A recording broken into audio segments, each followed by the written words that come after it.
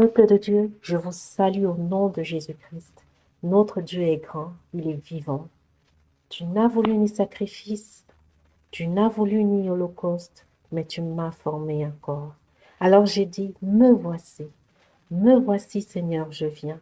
Je viens pour faire ta volonté. Me voici Seigneur, je viens pour faire ta volonté.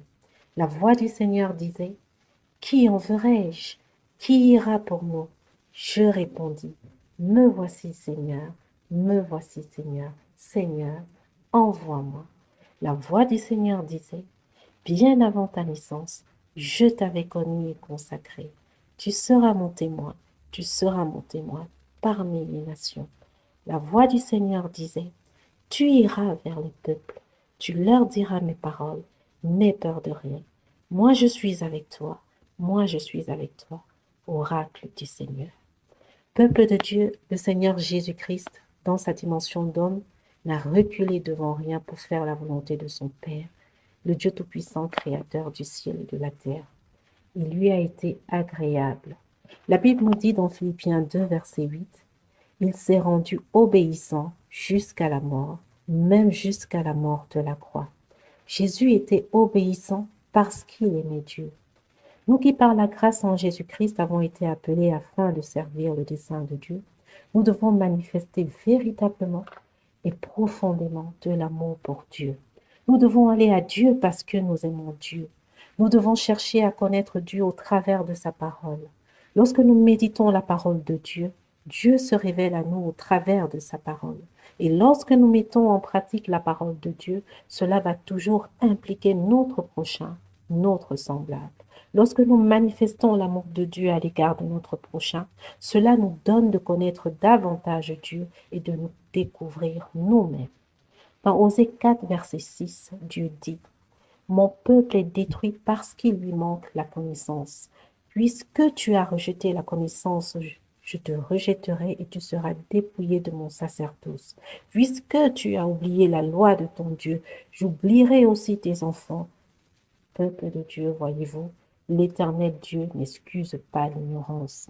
Il dit aussi dans Josué chapitre 1, verset 8, que ce livre de la loi ne s'éloigne point de ta bouche. Médite-le jour et nuit pour agir fidèlement selon tout ce qui est écrit, car c'est alors que tu auras du succès dans tes entreprises. C'est alors que tu réussiras.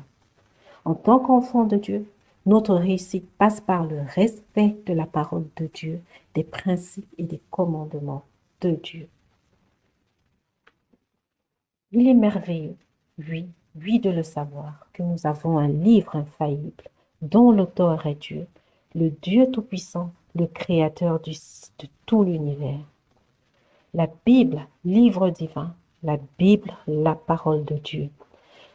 À travers les ans, à travers les siècles, la Bible reste toujours la même, que ce qu'il enseigne ou qu'il étudie en soit réellement convaincu. Le Créateur, notre Dieu et Père en Jésus-Christ, a déposé en ses enfants différentes semences de sa nature. Afin de découvrir cette nature, notre devoir est d'arroser ces semences pour qu'elles puissent croître et devenir des arbres qui vont porter du fruit. Par la suite, nous devons veiller à entretenir le fruit de chaque arbre pour permettre à ce fruit d'arriver à maturité. Pour ce faire, le Créateur a mis à notre disposition une eau pure extraordinaire, qui est la parole de Dieu. Si les semences sont différentes, cela veut dire que les arbres et leurs fruits sont aussi différents les uns des autres. Et la manière d'arroser va dépendre du comportement de chaque arbre. Il y a des arbres qui vont demander beaucoup d'eau et d'autres qui vont demander peu d'eau. Il y a des arbres qui auront des fréquences d'arrosage plus importantes et des arbres qui auront des fréquences d'arrosage moins importantes. Voyez-vous, nous avons une bonne part de travail à faire pour développer le fruit de l'esprit. Nous devons aller chercher l'eau pure d'arrosage et utiliser cette eau à bon escient. Et Dieu lui-même viendra veiller sur notre capacité à pouvoir produire et conserver les fruits. Galates chapitre 5, verset 22 nous dit, mais le fruit de l'esprit, c'est l'amour, la joie, la paix, la patience, la bonté, la bénignité, la fidélité, la douceur, la tempérance. Mais nous savons que c'est l'amour qui est plus important, car sans l'amour, nous ne sommes rien. Dans Matthieu 22, du verset 36 au verset 40, un docteur de la loi fit une question à Jésus qui lui donna une réponse. Maître, quel est le plus grand commandement de la loi? Jésus lui répondit, tu aimeras le Seigneur ton Dieu de tout ton cœur, de toute ton âme et de toute ta pensée. C'est le premier et le plus grand commandement. Et voici le second qui lui est semblable. Tu aimeras ton prochain comme toi-même. De ces deux commandements dépendent toute la loi et les prophètes. En tant qu'enfants de Dieu, nous sommes appelés dans notre marche ou notre course à servir Dieu en manifestant de l'amour pour Dieu et de l'amour pour notre prochain.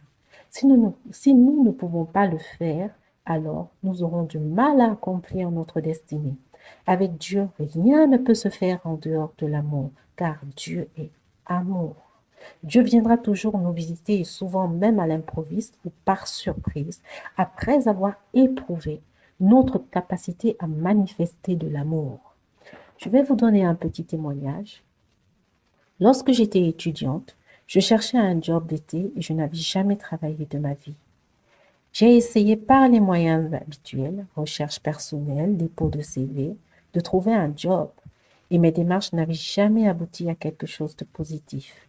Pendant ce temps où je ne travaillais pas, j'étais souvent prise d'envie de cuisiner de bons plats que je partageais avec les étudiants et étudiantes que je côtoyais. Un jour, une copine étudiante qui avait déjà un job à l'année est venue me rendre visite après sa sortie du travail. Elle avait trouvé que j'avais bien cuisiné de bons plats et elle avait aimé ce qu'elle avait mangé. Quelque temps après, elle est venue me voir en me disant qu'un cousin, elle, viendra lui rendre visite et qu'elle souhaitait que je puisse leur faire à manger étant donné qu'elle devait travailler. À son retour du travail, il était question qu'elle et moi puissions continuer ensemble à cuisiner jusqu'à ce que ses invités arrivent. Au final, j'avais été toute seule en cuisine. Lorsque son cousin est arrivé, il fallait qu'elle le reçoive et pas être avec moi en cuisine.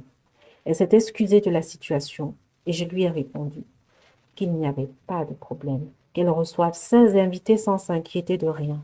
Son cousin, heureux d'avoir bien mangé avant de s'en aller, lui a remis un billet de 50 euros, ce à quoi elle ne s'attendait pas. Pour un étudiant ou une étudiante normale, 50 euros, c'est déjà une bonne somme d'argent. Elle était très heureuse du déroulement de sa journée et elle m'a dit qu'elle ne pouvait pas me donner de l'argent elle n'avait que ce billet-là à ce moment-là. Je lui ai répondu, mais non, c'est ton argent. Il n'y a pas de problème. Tu m'as demandé un service, je te l'ai rendu, tu as bien reçu ton cousin, son cœur s'est réjoui et il t'a dépanné. Garde ton argent. Je pensais qu'on en avait fini là, mais apparemment cette copine-là était mal à l'aise. Un jour, elle m'a dit qu'il fallait qu'on aille se balader. Et quand on était arrivé du côté du centre-ville, elle m'a demandé si j'avais une photo sur moi, car elle souhaitait qu'on aille me faire un abonnement à l'agence de bus pour une carte de bus. J'avais une photo. Nous sommes donc allés faire cet abonnement autour de 20 euros. Je n'avais pas de carte de bus parce que je ne sortais pas souvent, j'étais studieuse et de plus, de par mon éducation, je n'étais pas habituée à aller me balader à gauche et à droite. Je pensais que c'était terminé. Quelques jours après, elle est venue chez moi pour me dire que sa patronne allait venir lui rendre visite sur son lieu de travail et qu'elle souhaitait me présenter à sa patronne. Nous sommes donc allés à son lieu de travail aujourd'hui. Elle m'a présenté et j'ai commencé à travailler le lendemain. J'ai effectué ce job-là pendant 4 ans. Chaque fois que j'allais travailler, je travaillais vraiment pour la gloire de Dieu. J'étais très sérieuse dans mon travail et au final, j'étais élevée aussi bien par les clients de l'entreprise que les responsables de l'entreprise.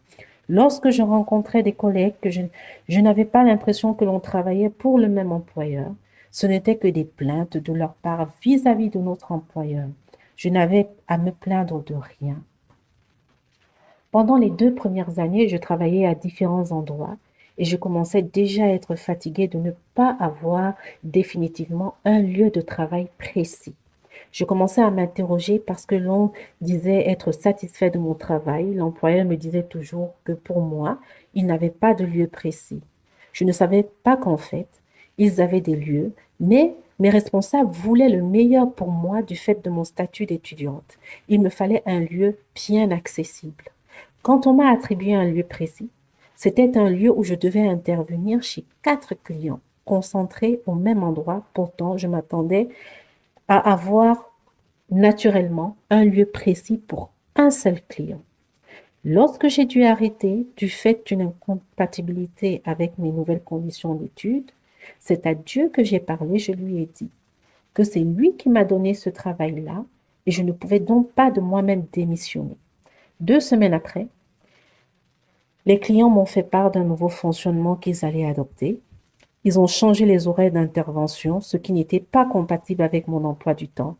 Alors, je leur ai déposé leurs clés. Je n'ai plus jamais effectué ce job-là. Le Seigneur m'a plus tard envoyé vers une autre mission. Voilà, peuple de Dieu, tout ce que l'on fait, nous devons le faire pour l'amour de Dieu.